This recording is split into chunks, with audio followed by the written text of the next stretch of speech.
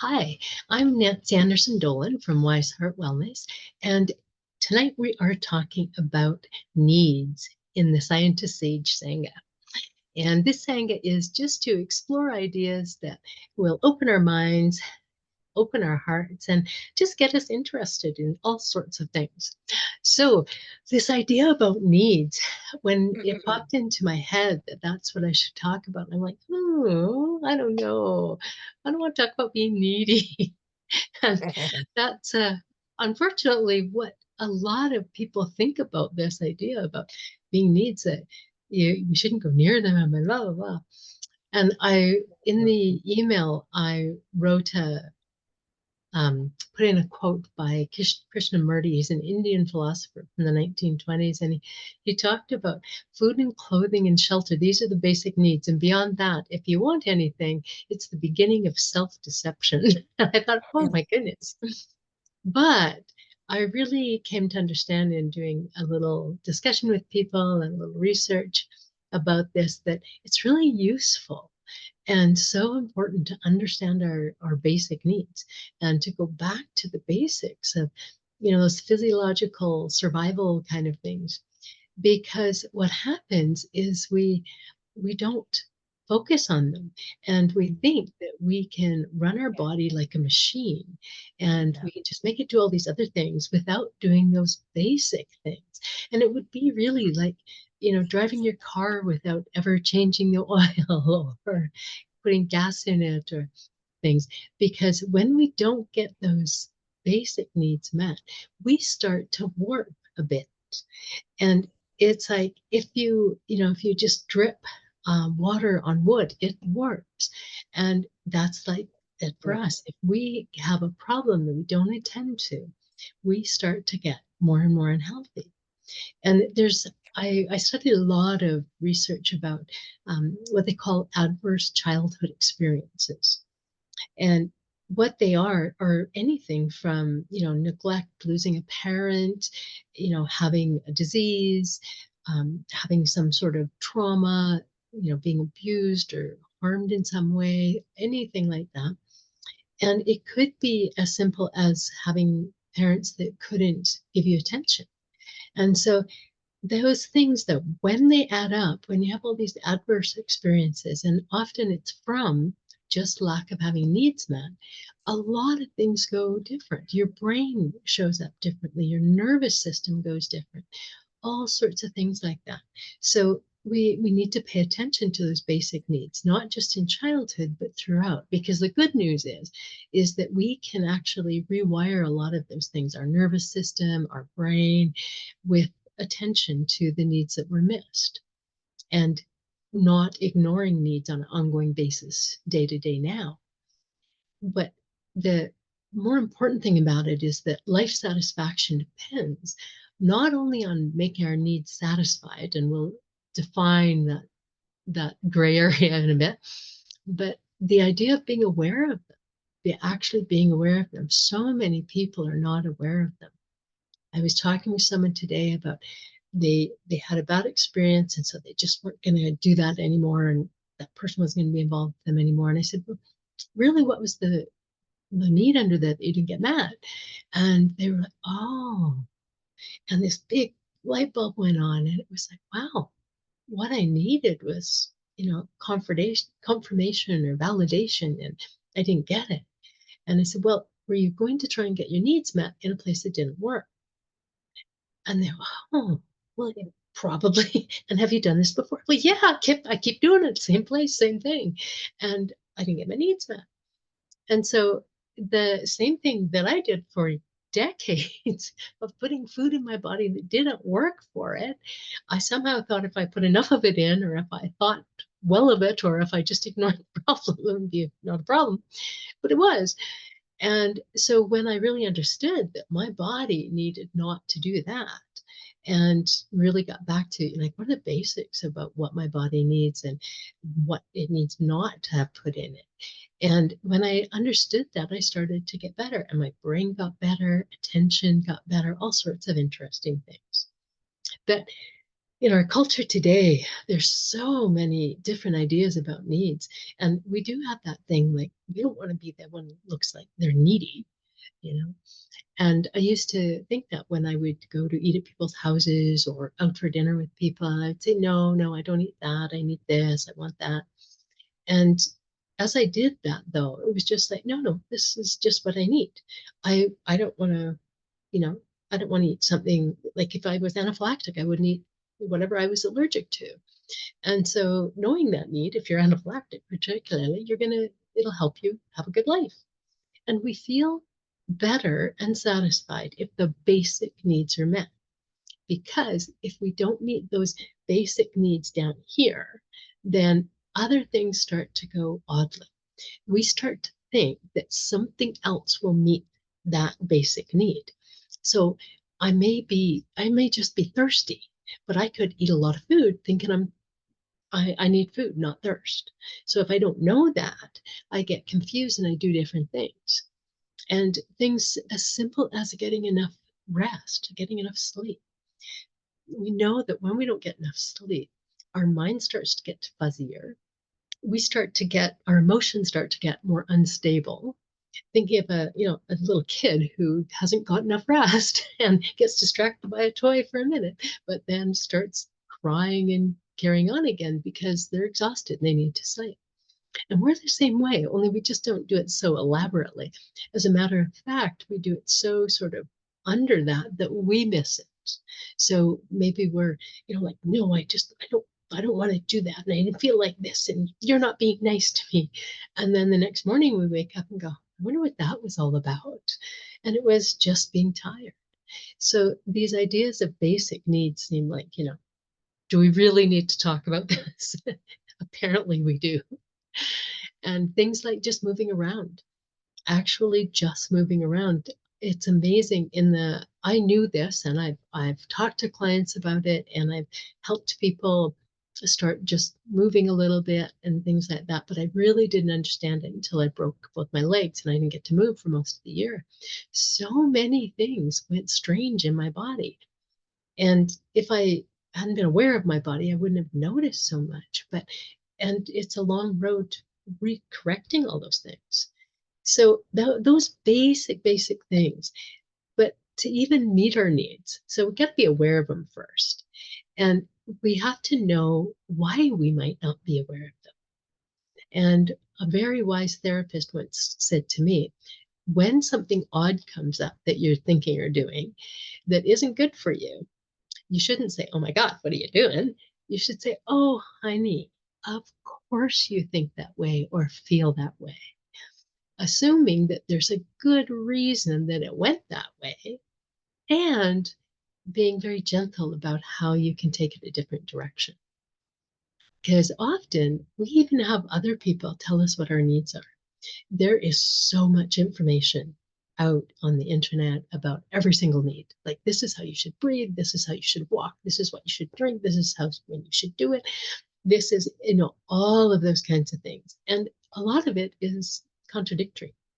And I don't believe it's because there's one right thing and nobody's got to it. I believe that we're very individual and what we need at any given moment changes. So figuring out what our needs are isn't just a one and done. And that makes people crazy. Like, no, I need this many hours of sleep because I said it on TV or the doctor said this. And it's like at different times, different stages in your life, different demands, we have different needs. And we really, really need to make sure we're not having other people tell us what our needs are. When I'm working with lots of people, will say, well, I have to have this and I have to have this and I have to have this. And I'm like, I don't think you're going to get those things in any consistent manner. You might want to work with that a little bit more. Dress it back down to what's basic.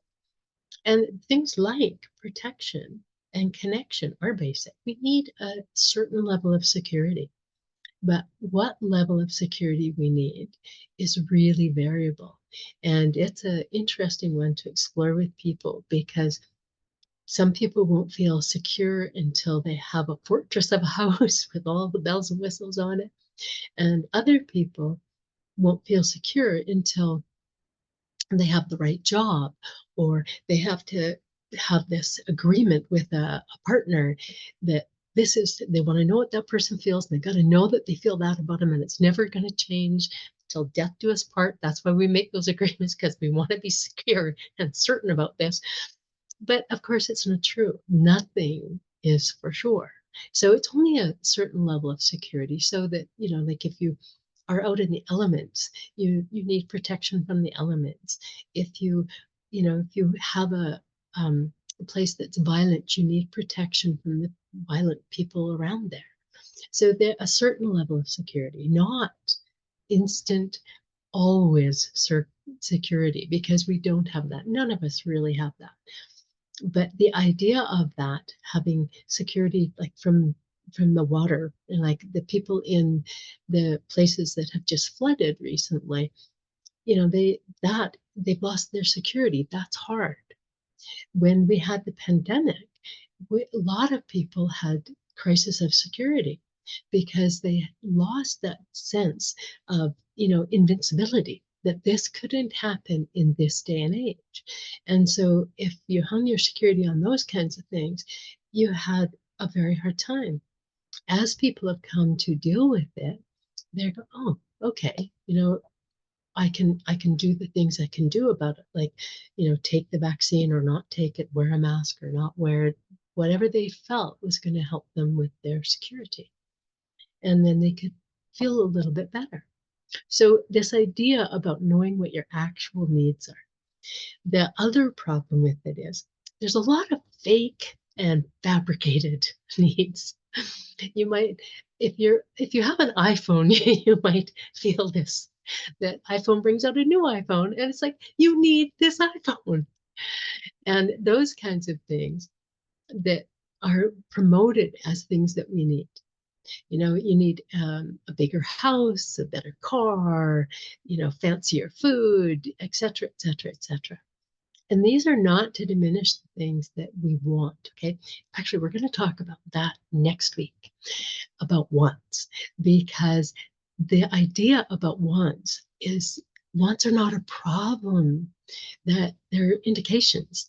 But if we make our wants into needs, we can have very difficult lives. There's very little freedom if our wants are our needs, because we don't have all of that kind of control over everything. If when they do surveys of the happiest countries in the world, often the developed countries that have more stuff are not as happy. They have higher rates of depression and difficulty, and the people committing suicide, than countries that have far less than the developed countries, because the idea of needs and wants is different. If we need to have, everybody has to have $100,000 a year paying job, that's going to be a problem, because not everybody's going to get one. But if I take pleasure in my daily life with my family, because I have that connection, and a connection is what we need, then I have a different kind of life. If I have ordinary food, and maybe I share a car with a family, I'm I'm good. If I think that I need a whole bunch of things to be okay, then I am not okay a lot of the time. So this idea about that, so it takes a while to find what your actual needs are. But I really encourage people, I can tell people it's quite enlightening what they are when you get right down to it, when you look at it. One of the things that I come across so often in my work with complex cases is people don't have enough oxygen, just oxygen. And sometimes it's from past trauma where their breathing has been affected and it's diminished for such a long time. Sometimes it's an actual illness of some kind. All sorts of things can affect that. But so many people, lots of psychiatric disorders are really, really diminished by teaching people to breathe well. So breathing is just one of these real basic ones that we don't check in on very often. And I know for myself, I just happened into a breathing practice that I learned, and it made such a difference in my life. I have more energy and I have more peace of mind, and I am just more stable when I do that breathing practice. So this is, like I say, we think we got the basics down, but often we don't. And I I wasn't sure whether I should tell this story on the recording or not. I was going to tell you later, but I was having a lot of stomach aches and stomach trouble, and I was like, oh no, what's going on here? And then for some reason, I thought it might be a long-standing problem, and it wouldn't go away ever. And oh no, and maybe it's inherited, or And so I started just asking my body, what is this? What do I need to know about this? And I did some things like stopped a whole bunch of supplements and just see if that was it. And just listening in, what do I need to do about this? And I just got a thing in my head about a energy bar that I'd start to eat. And I thought maybe there's something in it that I didn't read the first time. And I read labels because I'm really clear about what my body needs. So I read it all, and there was one thing in it that I didn't recognize, but it didn't seem to, shouldn't have been that big a deal. Anyway, so I go and I look it up, and it's like, no, they say, oh my God, it's good for you. It creates prebiotics in your body. It's wonderful for you. And I'm like, oh, that can't be it. But the more I thought about, okay, what do I need to do for this? I got this little hint, and you will, if you sit with your needs, you'll get a little hint about what it is. And it's like, why don't you do a little more research on that? And I found out a warning on this particular ingredient that said, warning, some people with sensitive stomachs will have this reaction. And it listed all my symptoms. And so it's like, oh, I guess that's not what I need. And really what I wanted in that was to have something convenient that I could take on a plane with me or skiing or things like that. It's not that convenient if it causes gastric distress. But I was sure that need was met, that the need for convenience, etc., etc. But my body trumped that need, saying, no, no, you do not need this. So it's useful. If you are in touch with your body, you will be able to find out what it is that you need. And we can be really resistant. And I got to tell you, I certainly was resistant because I checked, for goodness sake, twice. The first time when I bought it, and then I went back and checked some more, and it was good for you, for goodness sake. But it wasn't going to meet my need no matter what I thought about it. So we can get really resistant to that. We don't want our needs to go against what we want or what's convenient, all sorts of things like that. And one of the other things that happens is there's actually things put in, food and video games, things like that, marketing even, that actually are targeted at confusing our brains and telling us we need something. And so it is actually a thing that people can create this in our physical bodies without our permission and without our knowledge, that will create a need for something. And I really encourage people to think about this because sometimes it coincides with something we've experienced in our life. Maybe we have had an experience of neglect or abuse or things like that. And so when we don't meet basic needs, very basic needs, we feel desperate. And so when we don't have water, we start to feel desperate. When we don't have sleep, that little baby's desperate cry. And when we have these fake needs that have actually hooked our physiology somehow, then we feel desperate when we don't get them. And so it really can be challenging to find out what are the real needs and what are the ones that are just masquerading or fake, or that have been sort of put onto us from something else. So I really encourage people to look through this and make it just a list. There's a list in the recording, but I'm just going to run through it fast for people on the video. It's about satisfactory sleep, health-giving food, not like the kind I bought for my body, movement, connection, air, breathing or oxygen, all of those things, water, and a secure place to live. And literally, when I wrote the list, I'm like, okay, this is it. Yeah. And I checked with some other research and things. Yep, yeah, I guess got it. And then I sat down and I thought, well, I should give a couple of examples about how you do this because it's not a pass fail. Am I meeting this need or not? Not that at all, because it changes. You may be meeting it to the best of your ability at the moment or to the best of your ability that you had been. And I know with sleep and movement and all sorts of things like that, they're very dynamic. And even connection, because connection is a trickier one for people to know when they have it or not. So the idea about sleep, literally, I encourage people as they go on this, it's just, well, how's it going? Ask them a body, seeing what's going on. And so it might be that I need more sleep or less sleep, or sleeping at a different time, or I have a couple of people in my house that need things that cool the beds for them.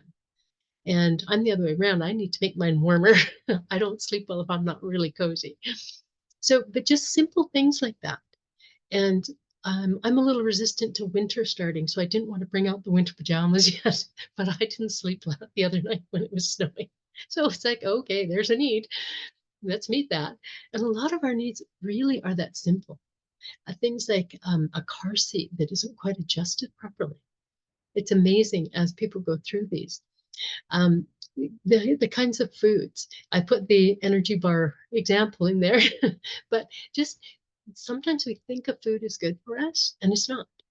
And it can be just a normal food. It doesn't have to be something that, is problematic for anybody else. And it can be just at the moment for us. The day I got pregnant, I developed certain food allergies that I never had before. So all sorts of things can change. The idea of movement, it really matters not how much you move, but how you feel about how you're moving. And so, different kinds of moving, if people feel resentful about having to move around, if they feel often or people are told to go and get exercise from their doctors and then they move resentfully, it actually has less value for your body. It can actually make your body stiff and sore if you're resentful, as opposed to if you enjoy it. There's an amazing study of housemaids in hotels, and the ones that were told they were getting a great exercise actually had health measurements increase as opposed to people that had it just as a job, and they didn't get the health benefits from it when they thought about it that way. So movement matters and how you think about it too. And I really encourage people to do your favorite kind of movement because that just makes your life happier too. And the idea of connection, it's really easy for connections to drop off. Or we get busy, we don't have time, etc., etc. So the idea of checking in on connection, and we can have people that, like monks, live in the forest with nobody there. They have connection to themselves, to something greater than themselves, to the earth. They have connection. So it's not just people. There's lots of people live happily with their pets. It's about connection. And it's wonderful to just set that as something I do, like drinking water. Oh, I connect. It's connecting time. It's 8 o'clock. I'm supposed to be connecting. Just because we cannot do it. We cannot do it for days, months, and years. I have gone into situations where someone had just literally lost connection for years.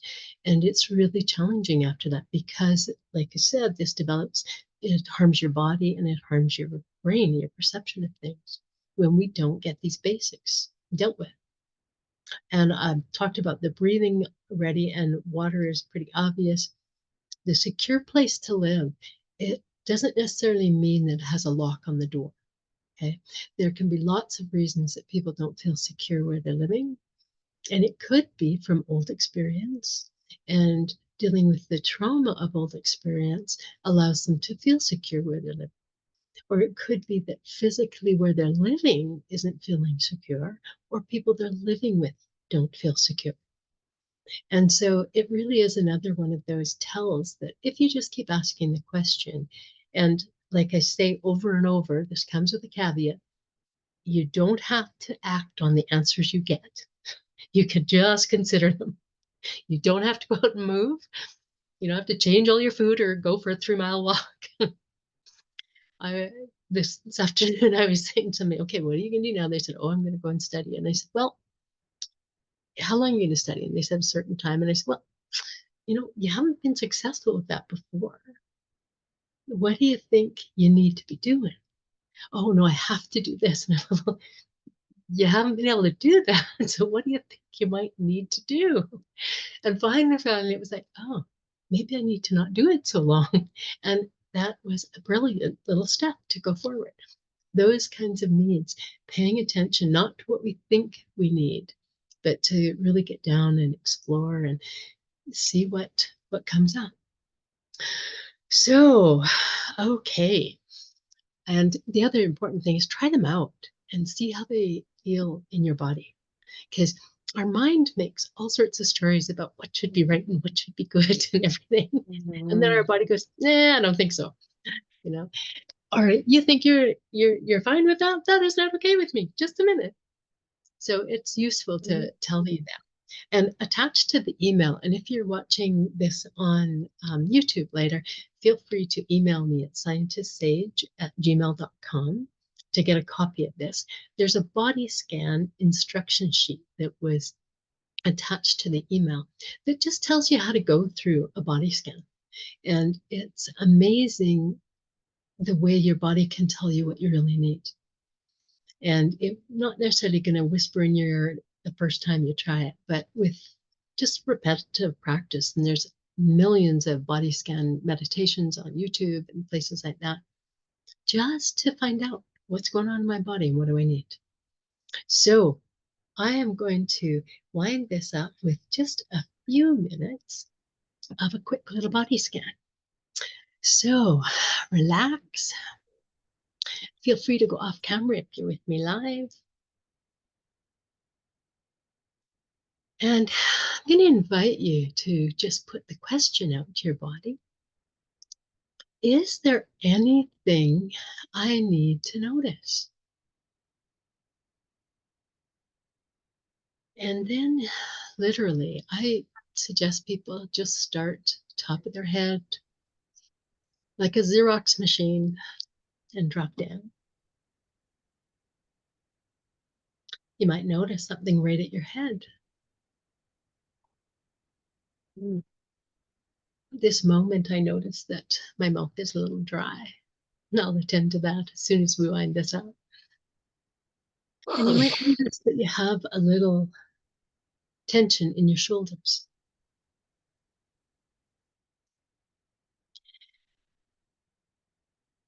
Stiff neck is a common thing. As you roll down through your heart, just notice if it's tight.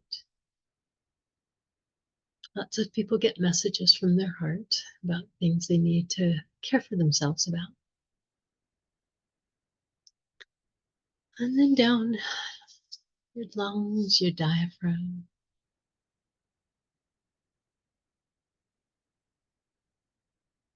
And just continue, include your arms, elbows, wrists, hands. And your stomach, it might be telling you it's dinner time, or it might be telling you you had a little too much dinner.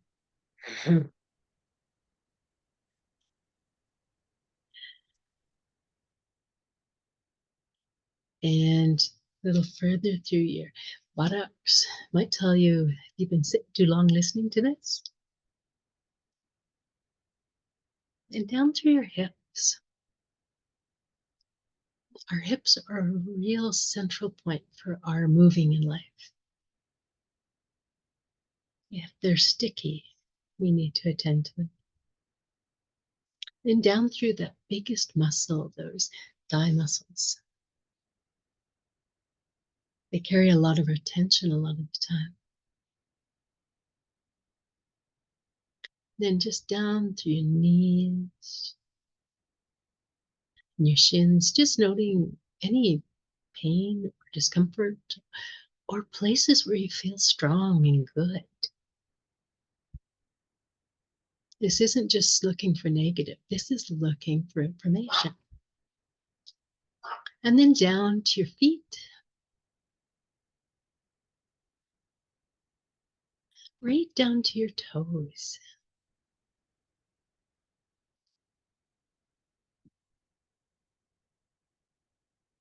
I recently learned that I could do some more work with my toes